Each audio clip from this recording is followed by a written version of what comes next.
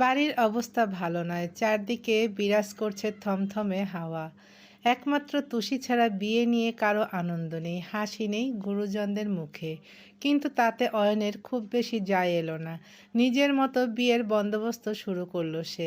একটা লম্বা ছুটি নিল হাসপাতাল থেকে, দুহাত ভরে কেনাকাটা করলো যা যা দরকার। চাচার হাতে একটা অ্যামাউন্ট ধরিয়ে দিল ক্লাব বুকিং দেওয়ার জন্য। তার এসব কার্যকলাপে সবাই বুঝে ফেললেন এই বিয়েতে তাল মেলানো ছাড়া আর কোনো উপায় নেই। তবে ইউষার পরীক্ষা তো আর এসব মানবে না।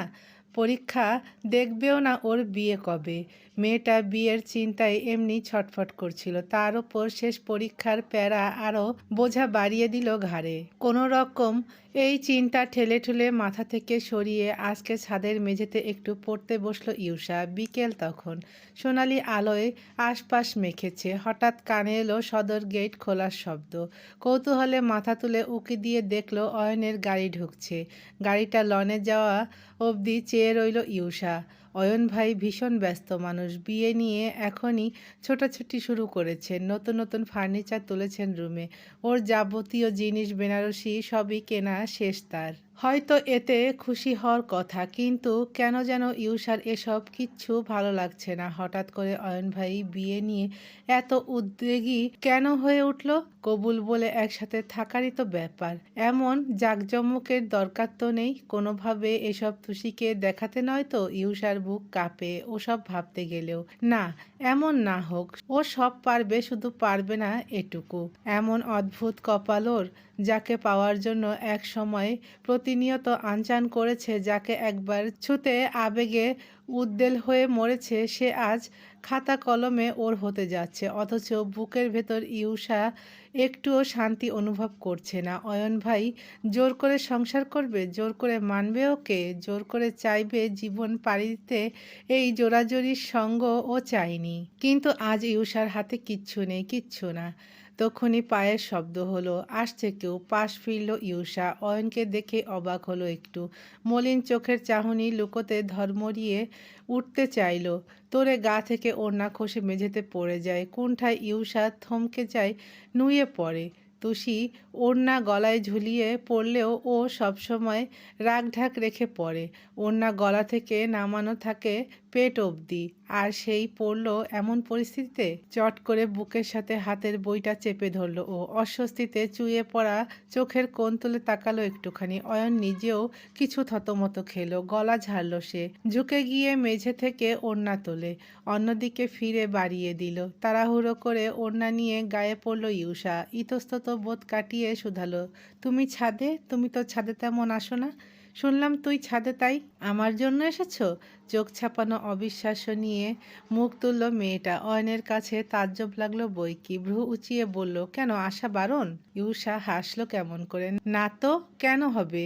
অয়ন এই হাসির মানে বোঝে, বাচ্চা তো আর নয়। প্রসঙ্গ কাটাতে বলল, তোর কোনো ড্রিম কান্ট্রি আছে যেখানে ঘুরতে যেতে চাস? দুপাশে মাথা নাড়ল ইউষা। না, আম্মু তো শহরের বাইরেই কোনোদিন যেতে দিল না।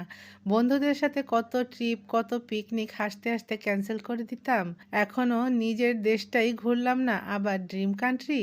অয়ন নিজের হাতের দিকে চাইলো। ইউষাও তাকালো দেখা দেখি। এতক্ষণে খেয়াল করলো ওর হাতে খামের মতো কিছু একটা আছে। জিজ্ঞেস করার আগেই খামটা বাড়িয়ে দিল অয়ন। বলল, এটা তোর কাছে রাখ, আমার আজকাল জিনিস খুব হারায়, তাই তোকে দিচ্ছি। ইউষা নিল খাম, উল্টে পাল্টে তাকালো আবার। কি এতে? হানিমুন টিকিট, বিয়ের দুদিন পর তোকে নিয়ে পাটায়া যেতে চাচ্ছি।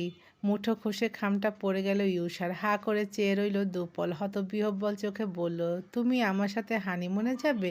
অয়ন আবার তুলে দিল, বলল, বিয়ে যখন তোকে করব, হানিমুনে তো অন্য কাউকে নেব না। যাকগে, সাবধানে রাখিস। এই সিজনে ওখানকার টিকিট পাওয়া খুব মুশকিল। অয়ন ফিরে যাচ্ছিল, হঠাৎ ডাকলো ইউষা। শোনো। ঘুরে চাইল সে। কি?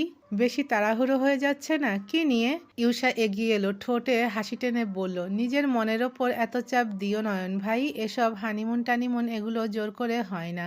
তুমি বরং সময় নাও, আমার কোনো অসুবিধা নেই। ইউষা মেয়েটা কথা কেড়ে নিল। অয়ন ভাই, যেদিন তোমার মনে হবে তুমি শুধু আমাকে ভালোবাসো, পৃথিবীর আর কোনো নারীর প্রতি তোমার আর কোনো দুর্বলতা নেই, আমি সেদিন তোমার সাথে হানিমুনে যাব।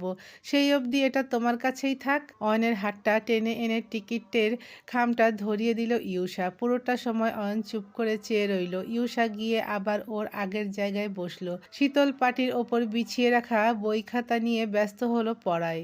গোধূলির ঠান্ডা বাতাসের স্পর্শে অয়নের চোখ মুখ শীতল হয়ে গেল। এক ফাঁকা চৌচির বুকটা নিয়ে ঘুরে পা বাড়ালো ফিরতে। নিচে নামতে নামতে অন্তঃপুরের চারিধার খুব আক্ষেপ করে চেঁচালো, কেন অয়ন, কেন শুরুতেই এই মেয়েটাকে তুমি সেই নজরে দেখতে পারলে না যে নজরে প্রথম দিন তুমি তুষিকে দেখেছিলে? দুপুর 12টা বাজে। তুষি এখনো নাক ডেকে ঘুমোচ্ছে। হাসনা কটমট করতে করতে তেড়ে মেরে সিঁড়ি বেয়ে উঠলেন। আজ পণ করেছেন গিয়েই জোরসে দুটো কানের নিচে মারবেন ওর। সেদিন এত করে বোঝালেন তাও এই মেয়ের ঘটে কিছু ঢুকলো না। সেই একই রকম পড়ে পড়ে ঘুমাচ্ছে। দৌড় চাপানো ছিল। স্বার্থ সেই সাত সকালে কাজে চলে গেছে। বৃদ্ধা তরবরিয়ে ঢুকলেন। তুষি কম্বল গায়ে শুয়ে আছে। বাইরে গরম, অথচ বরফ পড়ছে এখানে। হাসনার রুগ্ন শরীর ঝাঁকুনি দিলেও হনহনিয়ে এলেন তিনি। কিছু বলতে গিয়েও থামলেন পরপর। তুষির ঘুমন্ত মুখটা দেখে রাগ পড়ে গেল। উল্টে ভীষণ মায়া লাগলো হাসনার। এমন মরার মতো ঘুমাচ্ছে কেন মেয়েটা? হাসনা পাশে বসে আস্তে করে ডাকলেন, ও তুষি, উডোস না? বেলা বাজে কত জানোস? তুষি চোখ বুজে বলল, উফ দাদি, আবার 7টা বাজে এসে জ্বালাচ্ছ তাই না? সেরি কয় কি 7টা? ওই দেখ 12টা 22 বাজে। কাল তোর বইনের বিয়া আর তুই ঘুমাস? বাড়িত কত কাম। তুষির টনক নড়ল, তাকালো, পরপরই উঠে বসলো তরাক করে। এক নজর ঘড়ি দেখেই খাট থেকে নেমে এদিক ওদিক ছুটলো মেয়েটা। হাসনা তবদা খেয়ে বললেন, হইল কি ওই?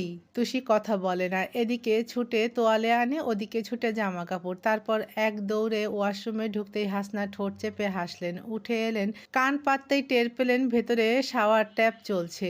দরজায় টোকা দিয়ে বললেন, গোসল দিতাসোস? হ্যাঁ। কেন, আইসকা ঠান্ডা লাগবে না? আজ শীত করে না তোমার? না করে না। স্বামী সোয়াগ করলে কারোরই করে না, বুঝি তো।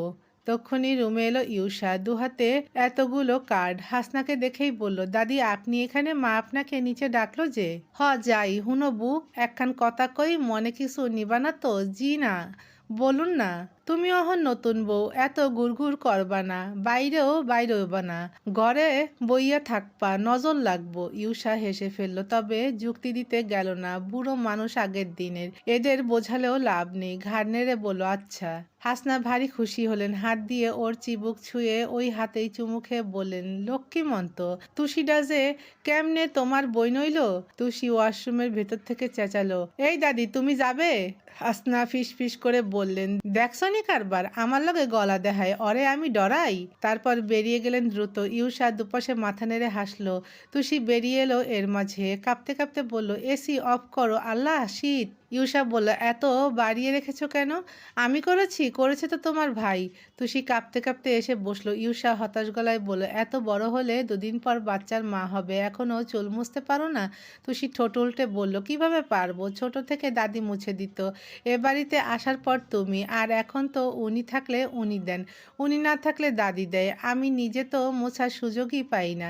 ইউষা তোয়ালে নিয়ে চুল মুছতে মুছতে বলল, তোমার একটা মেয়ে হলে সেই মেয়ের যত্নআত্তি করতে করতে ঠিক পেকে যাবে। তুষি ভারী লজ্জা পেল। মুখটা লাল হতেই ইউষা বলল, থাক, এত লজ্জা পেতে হবে না। আচ্ছা শোনো, এখানে কিছু ইনভাইটেশন কার্ড আছে, তোমার কোনো বন্ধু থাকলে বিয়েতে ডেকো। আমার বন্ধু তো তুমি। ও মা, আর কেউ নেই? তুষি দুপাশে মাথা নেড়ে বলল, আসলে আমি ছোট থেকে খুব ডানপিটে ছিলাম তো, আর ছেলেদের মতো জামা কাপড় পরতাম, তাই মেয়েরা কেউ আমার সাথে মিশতে চাইতো না। ও হ্যাঁ, তবে আমার 2টো শিষ্য আছে, সারাক্ষণ আমার সাথে থাকতো, ওদের কাটফাট দেওয়ার দরকার নেই, বললেই আসবে। কিন্তু ওদের ডাকলে যদি কেউ কিছু বলে, কে আবার কি বলবে? তোমার কাছের মানুষদের তুমি তোমার বোনের বিয়েতে ডাকবে না? আশ্চর্য, কেউ কিছু বললে ভাইয়াকে বলে দেবে, ভাইয়া একাই 100। তুষি খুশি হয়ে বলল, ঠিক আছে, তাহলে আমি একটু পরেই যাব। যেও, আর বাকি 10টা কার্ড মেজ ভাইয়ার জন্য, যদি আরও লাগে বাবার থেকে নিতে বলো, কেমন? তুষি কার্ড মেলল। কত সুন্দর লেখাগুলো, ওপরে আবার রাজকীয় কাজ, সুতো দিয়ে একজোড়া বড়বউয়ের প্রতিচ্ছবি বানানো। ওর চোখ আটকালো 2টো নামে, সৈয়দ অয়ন আফসারের সাথে নওরিন নাজ ইউষার শুভ বিবাহ সম্পূর্ণ হবে। তুষ্টি আর তৃপ্তিতে তুষির চোখ জ্বলে ওঠে, মুখ তুলে ডাকে, ইউষা। তুমি খুশি তো? ইউষার চেহারা মলিন হয়ে যায়, নিস্পন্দ চোখে বলে, বুঝতে পারছি না, কোনো অনুভূতি কাজ করছে না। অয়ন ভাইকে দেখে আরো বেশি খারাপ লাগছে, মনে হচ্ছে কেউ রিমোট দাবালো আর অয়ন ভাই একটা কলের পুতুলের মতো চলাফেরা করছে, যার মাঝে আমাকে বউ হিসেবে পাওয়ার আনন্দের চেয়েও তোমাকে না পাওয়ার বিরহ বেশি। এগুলো বলো না, ওনার জীবনে আমি শুধুই একটা মরীচিকা, ওনার এক এবং একমাত্র ভবিষ্যৎ তো তুমি। একদিন সব ঠিক হয়ে যাবে, দেখো, একদিন অয়ন ভাই সব ভুলে তোমাকেই ভালোবাসবেন, খুব সুখের সংসার হবে তোমাদের। ইউষা মুচকি হেসে বলল, আমার কথা আমাকে ফেরত দিচ্ছ?